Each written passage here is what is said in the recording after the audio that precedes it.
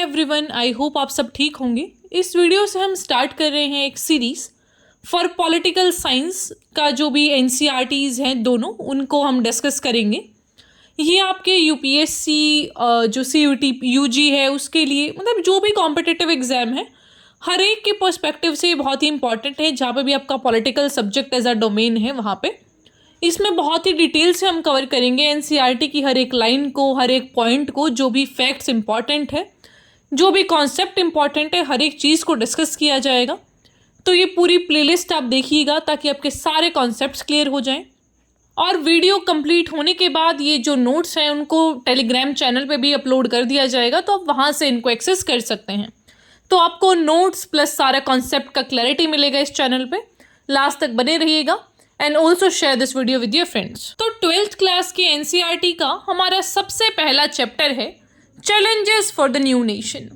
कि देखो, देश आज़ाद हो गया था 1947 में, लेकिन ये जो देश आज़ाद हुआ ऐसे ही नहीं होता है कि भाई देश आज़ाद हो गया अब सब कुछ अच्छा अच्छा होगा, पिंक स्काई, फ्लारी इन्वायरमेंट, ऐसा नहीं होता है।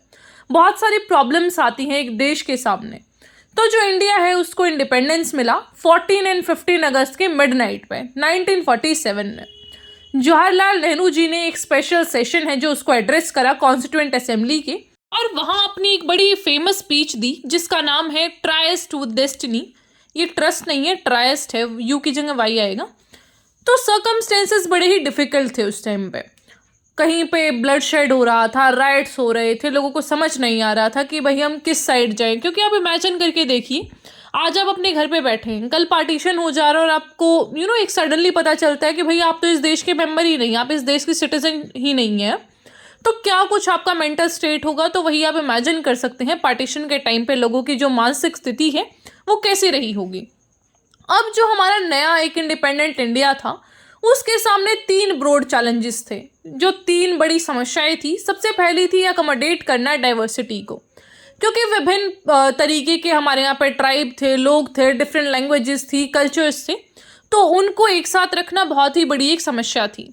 दूसरी बात थी एस्टेब्लिश करना डेमोक्रेसी को, कि भाई देश आज़ाद हो गया है, अब डेमोक्रेसी लेके आनी है। क्योंकि हमारा जो पूरा फ्रीडम स्ट्रगल था उसमें डेमोक्रेसी को बहुत एडवोकेट करा गया कि हम तो जो है वो डेमोक्रेसी ही लेके आएंगे, हमारे यहाँ पे इलेक्शंस होंगे प्रॉपर।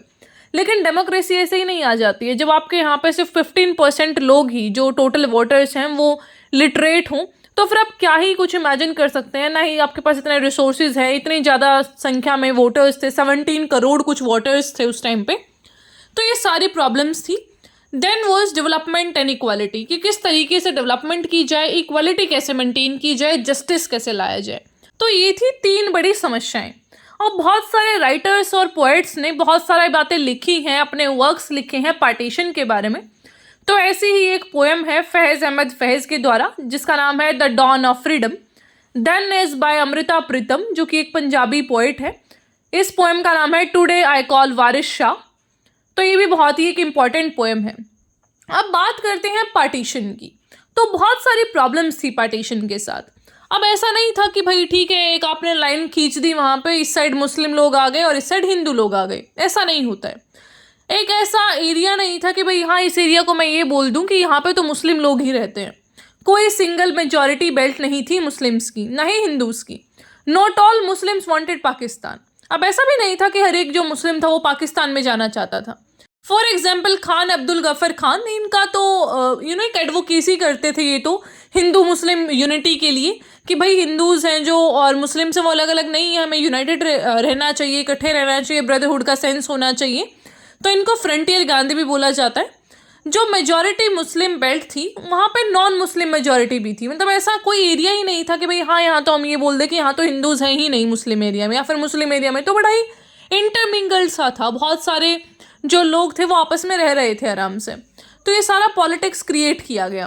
फिर था प्रॉब्लम ऑफ माइनॉरिटीज़। अब जिस एरिया में माइनॉरिटी का क्या सीन होता है, अब यहाँ पे मुस्लिम डोमिनेटेड एरिया है फॉर एग्जाम्पल, और यहाँ पे कुछ हिंदू के घर हैं तो उनको टारगेट किया जाएगा। अगर हिंदू डोमिनेटेड है और वहाँ पे मुस्लिम्स के घर हैं तो उनको टारगेट किया जाएगा। तो प्रॉब्लम किसकी आती थी? माइनॉरिटीज़ की आती थी। या फिर जो दूसरी माइनॉरिटीज़ भी थी, जैसे सिख थे, देन वी हैड जैन्स थे, बुद्धिस्ट थे, क्रिश्चियंस थे, तो उन माइनॉरिटीज़ के साथ भी बहुत सारी प्रॉब्लम्स आई। तो ये सारी प्रॉब्लम्स हमारी आई पार्टीशन के साथ। अब जो ये पार्टीशन था ये ऐसे नहीं हो गया था कि हाँ एक दिन सुबह लोग उठे और बोल दिया कि भैया यहाँ पे लाइन खींच दो, ये पाकिस्तान हो गया, ये इंडिया हो गया। ऐसा नहीं था, बहुत सारी प्रॉब्लम्स आई, बहुत सारे दंगे हुए, बहुत लोगों ने अपनी जान गंवाई। लोगों को समझ नहीं आ रहा था कि भाई कैसे क्या ट्रांसफ़र होगा, इतने लोगों को माइग्रेट करना पड़ा, जो ट्रेनें थी वो लास्ट से बरी बरी आई। तो इतनी सारी प्रॉब्लमेटिक चीज़ें थी कि आपकी रूह कांप जाएगी जब ये सारे विजुअल्स आप देखेंगे या फिर इनके बारे में आप पढ़ेंगे।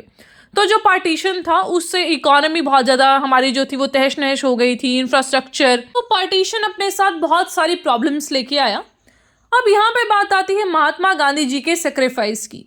तो 15 अगस्त 1947 को जब हमारा देश आज़ाद हुआ, पाकिस्तान का और इंडिया का पार्टीशन हुआ, तो गांधी जी ने किसी भी इंडिपेंडेंट डे के सेलिब्रेशन में पार्टिसिपेट नहीं किया।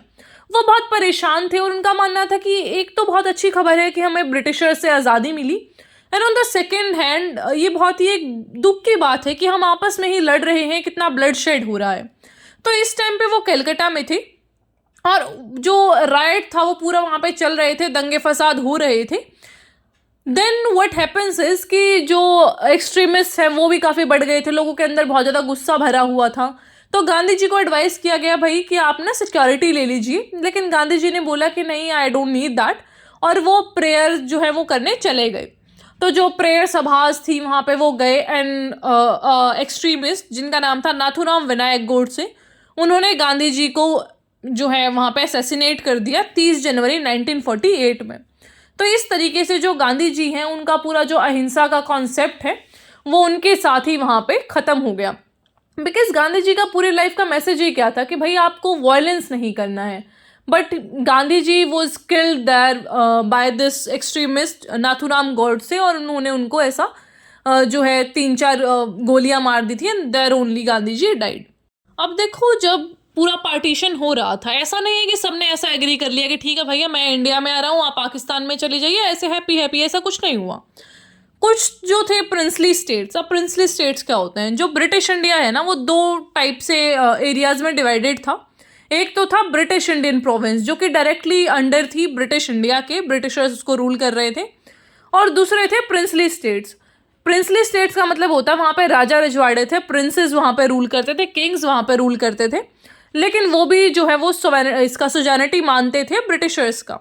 तो ये जो प्रिंसली स्टेट्स थे वो कवर करते थे 1/3 of the land, and 1 out of 4 Indian थे जो वो रहते थे प्रिंसली स्टेट्स में।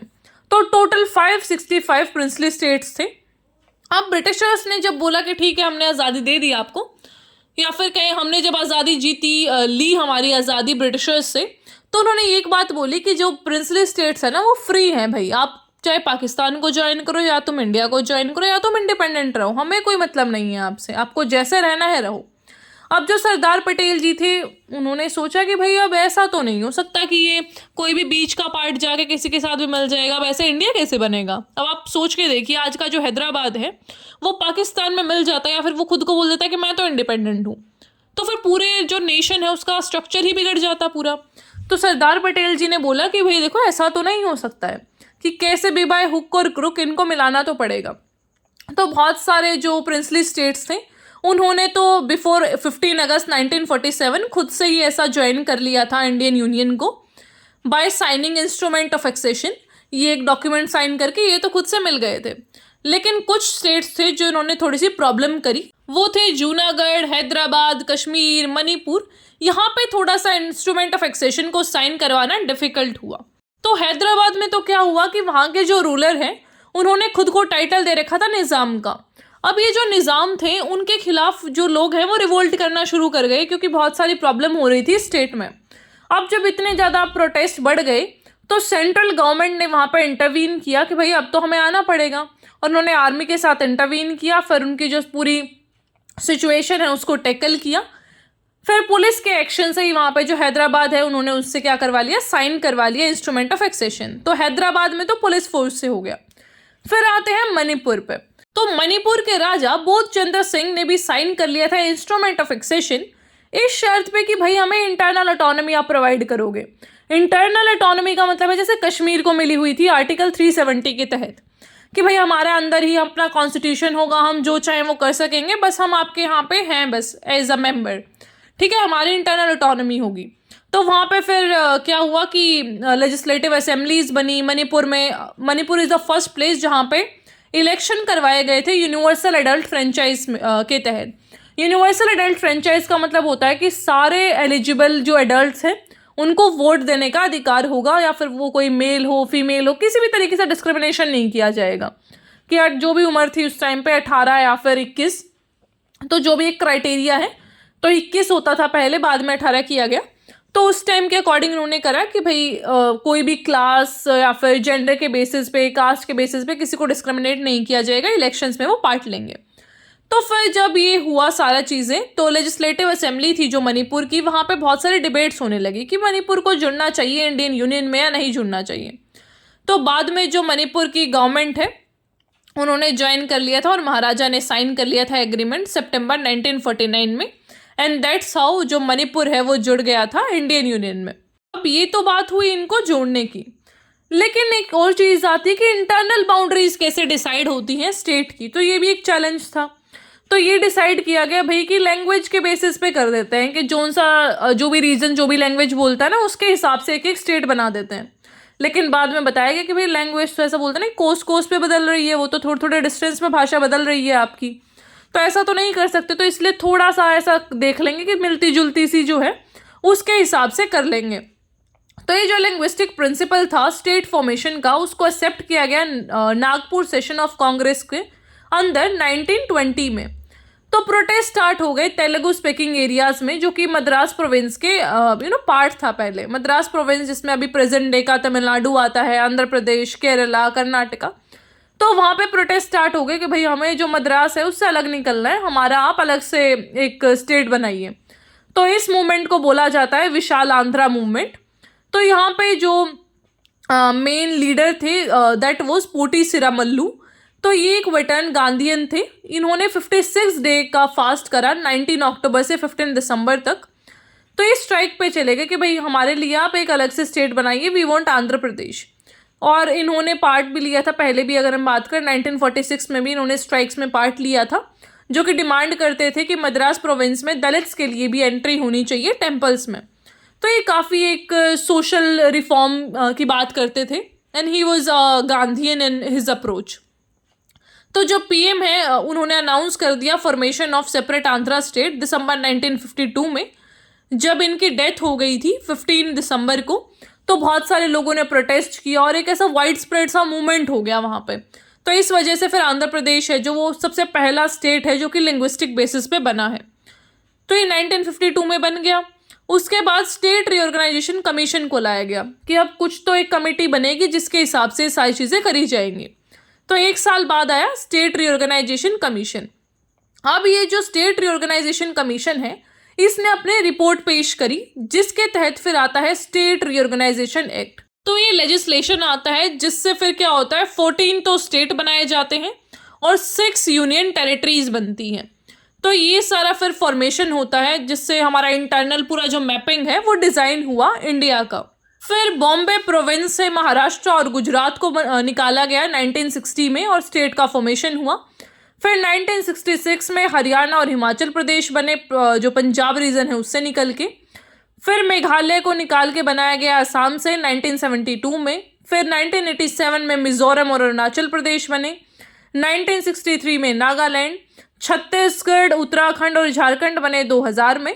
और बहुत सारे स्टेट्स की अभी भी डिमांड्स हैं कि भाई इस रीजन से हमारा एक अलग से स्टेट बनाइए, जैसे कि विदर्भ रीजन की है महाराष्ट्र में, हरित प्रदेश की है वेस्टर्न रीजन ऑफ यूपी से। तो बहुत सारे स्टेट्स हैं जो उनके डिफरेंट रीजन्स डिमांड करते रहते हैं कि भाई हमारे यहाँ से we want a separate state. अब कुछ वन लाइन इंपॉर्टेंट फैक्ट्स की बात करें तो 2 नेशन थ्योरी थी, जो 2 नेशन थ्योरी मतलब इंडिया और पाकिस्तान वाली, तो उसको किसने दिया था? तो मुस्लिम लीग ने दिया था। अब्दुल गफर खान को फ्रंटियर गांधी बोला जाता है। पार्टीशन के टाइम पे कॉमनवेल्थ जोन्स कौन से थे, मतलब जहाँ पे सबसे ज़्यादा दंगे हो रहे थे, वो थे लाहौर, अमृतसर और कलकत्ता। देन इस गांधी जी का जो प्रिंसिपल था सत्याग्रह का, वो किस चीज़ पे बेस्ड था? Active but non violent resistance, कि एक्टिव होगा पर वायलेंस नहीं होगा। फिर रजाकार्स वर्ड किसके लिए यूज़ किया गया था? ये पैरामिलिट्री फोर्स थी हैदराबाद के निज़ाम की। और जो गुजराती और मराठी स्पीकिंग लिंग्विस्टिक ग्रुप्स हैं उनको बाइलिंगुअल बॉम्बे स्टेट से निकाला गया था 1960 में। तो बॉम्बे जो प्रोविंस है उससे गुजराती स्पीकिंग के लिए गुजरात बना दिया गया और मराठी स्पीकिंग के लिए महाराष्ट्र बना दिया गया। तो ये था सारा इस चैप्टर के बारे में। आई होप आपको सारी चीज़ें क्लियर होंगी। कोई डाउट हो तो पूछ लेना। ऐसे ही बड़े ही आसान और इंटरेस्टिंग तरीके से हम सारे चैप्टर्स को डिस्कस कर लेंगे। कोई डाउट क्वेरी कुछ भी है तो उसे कमेंट में आप पूछ सकते हैं। I will meet in the next video. Till then take care, stay happy, stay healthy.